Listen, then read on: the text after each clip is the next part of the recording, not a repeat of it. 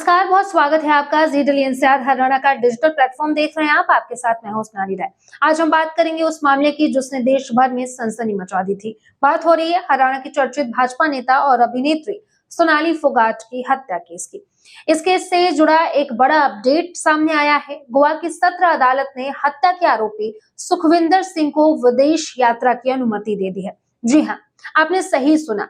जिस शख्स पर आरोप है उसने सोनाली फोगाट की जान ली है, उसे अब 2 हफ्तों के लिए इंडोनेशिया जाने की छूट मिल गई है। अब सवाल उठता है कि आखिर ये मामला है क्या, इसमें कौन कौन आरोपी है और अब तक जांच कहां तक पहुंची है। चलिए इसकी पूरी कहानी विस्तार से हम आपको समझाते हैं। सबसे पहले ये बताते हैं कि सोनाली फोगाट कौन थी। सोनाली फोगाट हरियाणा की राजनीति और मनोरंजन जगत की जाना माना चेहरा थी। वे सोशल मीडिया पर भी काफी एक्टिव रहती थी और उनकी फैन फॉलोइंग लाखों में थी। वे भारतीय जनता पार्टी से जुड़ी थी और चुनाव भी लड़ चुकी थी। राजनीति के साथ साथ वे टेलीविजन और फिल्मों की दुनिया से भी जुड़ी हुई थी। उनकी अचानक हुई मौत ने हर किसी को झकझोर दिया। घटना कैसे हुई ये भी आपको समझाते हैं। 22 अगस्त 2022 को सोनाली फोगाट अपने निजी सहायक सुधीर सागवान और उसके दोस्त सुखविंदर सिंह के साथ गोवा गई। उसी रात वे सभी अंजुना इलाके के एक नाइट क्लब में पहुंचे। बताया जाता है कि वहीं पर सोनाली को जबरन एक ड्रिंक में नशीला पदार्थ यानी एमडीएमए मिलाकर पिला दिया गया। 23 अगस्त की सुबह सोनाली को गंभीर हालत में अस्पताल ले जाया गया, लेकिन डॉक्टरों ने उन्हें मृत घोषित कर दिया। शुरुआत में क्या हुआ था ये भी आपको बताते हैं। गोवा पुलिस ने पहले इस मामले को अप्राकृतिक मृत्यु मानकर दर्ज किया, लेकिन जब पोस्टमार्टम रिपोर्ट आया उसमें सोनाली के शरीर पर कई चोटों के निशान पाए गए। यहीं से मामला बदल गया और पुलिस ने इसे हत्या का केस मान लिया। इसमें आरोपी कौन कौन है? इस केस में 2 बड़े नाम सामने आए। सुधीर सागवान सोनाली का पर्सनल असिस्टेंट था और वहीं सुखविंदर सिंह सुधीर का सहयोगी। पुलिस जांच में सामने आया कि दोनों ने ही सोनाली को नशीला पदार्थ दिया, जिसके बाद उनकी मौत हो गई। मामला कैसे सीबीआई तक पहुंचा ये भी हम आपको बताते हैं। गोवा पुलिस ने दोनों आरोपियों के खिलाफ हत्या का केस दर्ज किया। इसके बाद मामला और गंभीर हो गया और केंद्र सरकार ने इस केस की जांच सीबीआई को सौंप दी।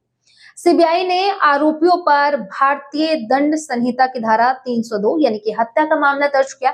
इसके अलावा धारा 36 और धारा 34 भी लगाई गई। जमानत और शर्तें।